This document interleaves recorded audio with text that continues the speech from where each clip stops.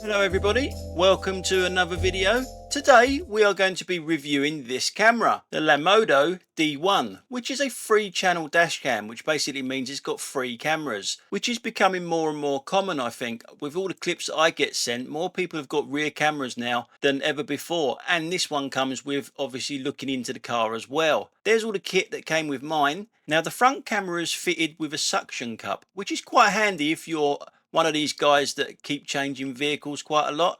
At least you'll have a front camera and one that goes into the car.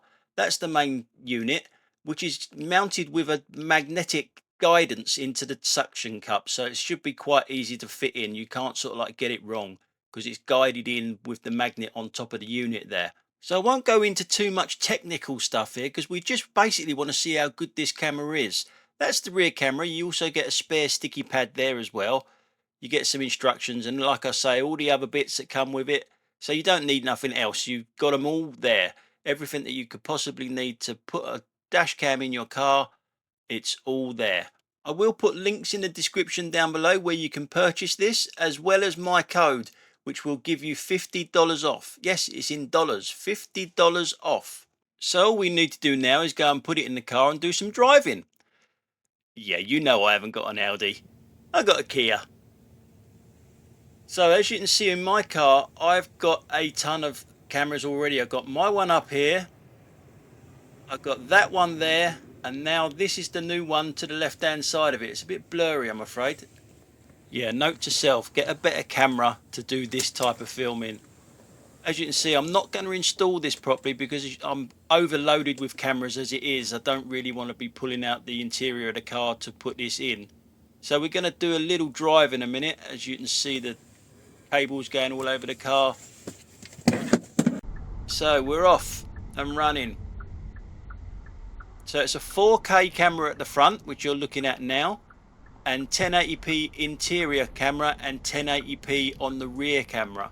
It's got parking mode, it's got Wi-Fi, built-in GPS and night vision as well, so it's got everything that you could possibly need. So we're just going to test out the camera and have a little drive around Carshalton and Sutton, and I'm going to show you a couple of little incidents that happen, and I'm going to show you some history, some bad history of Carshalton. Now when I looked into doing this video, I did want to do a bit of a London tour, but as some of you know, I've not been in the best of health, so I've had to do a really short trip pretty much around the area that I live. But to try and make it interesting, you sort of try and pick out some things that might be of interest to someone. We do see a couple of things on the road that I want to talk about, and we see, well, we don't see the pub. There's a notorious pub that I'll show you as well, which has been knocked down and replaced with a block of flats, and I will show you a little bit of history about this notorious pub. It was famous for all the wrong reasons. I think I've just probably shown my age there. A block of flats. I think they're known as nowadays as luxury affordable apartments. Now the thing about driving an electric car is it's so quiet, and that is why we can't really test out the mic that well on this camera, because I haven't got the radio on obviously, and the car doesn't make any noise, so the only noises you're hearing are the bumps in the road, which there are quite a few bumps in the road, but yeah, but the mic works fine. You will hear me chat live on the mic in a little while, and if you listen closely you can hear me huffing and puffing a bit as well, because at the time I really was not feeling very well at all. Now when you agree to do one of these videos, they send you the equipment and they give you sort of roughly a time schedule to do it in. And because I've not been very well, I'm well behind my time schedule by a very, very long way. And I've got to give a big shout out to Lanmodo, because they have not put any pressure on me at all. So thank you for that. So we're coming up to a place called The Circle. It's a roundabout with a load of shops around the outside of it. It's been on the channel before with the same subject as well, and a lot of people disagreed with me in the comments. And yeah, you can disagree with me all you want, but rules are rules. You know, if a road is a one way, it's one way, no matter what you're driving, no matter if you're delivering anything. This lorry to the left hand side here is down a one way street the wrong way. It's reversed in there, obviously, and it's delivering. But that doesn't make it right. Just because you're delivering, you can't break the rules just because you're delivering there. What about all the other shops round the bend there? None of them are getting any custom. No people coming in there shopping because they can't drive down the road to park. Now there is a service road that goes round the back of these units here. Surely that company must have smaller vans that can get round the back of the shops and deliver to the back of the shops, just like all the other places do.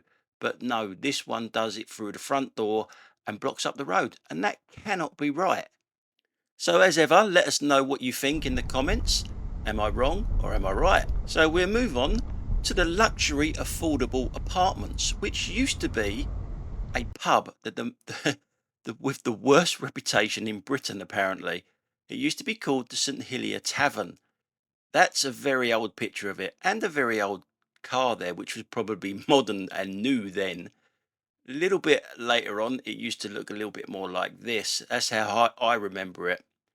And you used to get headlines in the papers like that. It wasn't great.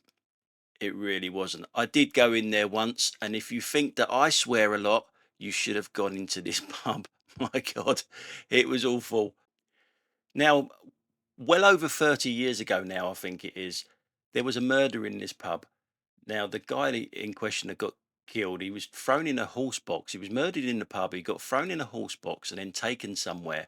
And then, well, they basically just chopped him up. And then all of a sudden, they started finding bits of him all over Surrey.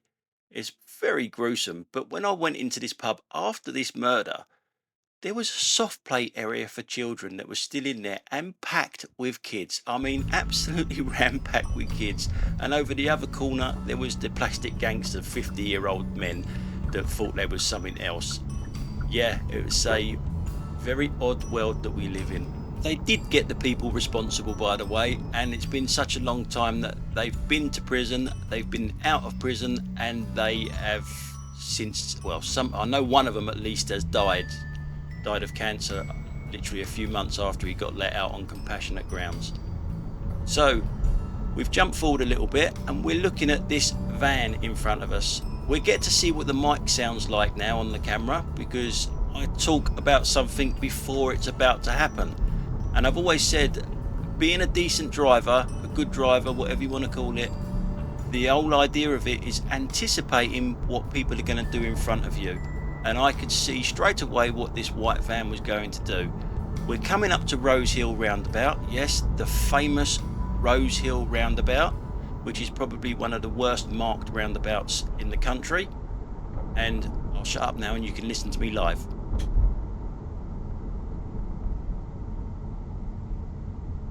Mr. White Van, I bet you don't want this lane. I bet you're not going to Sutton. I bet you want to cut into the right here.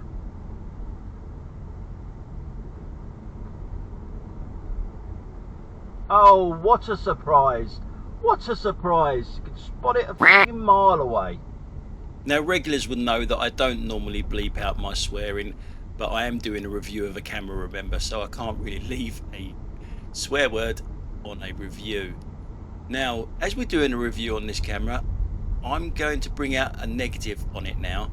A little gripe, which is easily fixed. As we go to the rear camera on the same incident, as you can see, it's mirrored. Mr. White Van, I bet you don't want this lane. I bet you're not going to Sutton. I bet you want to cut into the right here. And as you'll see, it wasn't just the white van that cut in. Oh, what a surprise! What a surprise! You can spot it a mile away. But this is easily sorted out. You just have to go into the settings and change it from mirrored to normal, basically.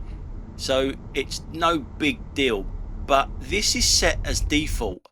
And as I'm dyslexic, I find it really hard to understand why people would want to see things round the wrong way. I've struggled for years seeing things like this for real, you know, and I don't understand why this would be set as your default setting to be round the wrong way.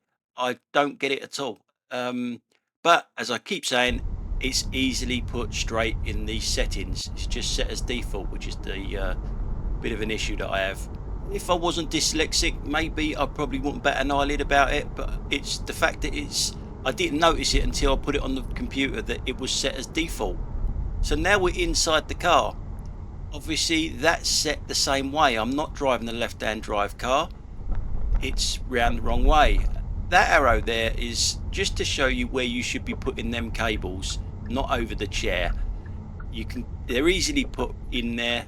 You just pull it out a little bit. You don't have to pull it right off or anything like that. You just wedge it open just a little bit and poke the cables in there. But as I've got a couple of cables in there already from other cameras, I didn't bother putting this in there because the space is quite limited. If you're going to have loads of cameras, then it might struggle a little bit.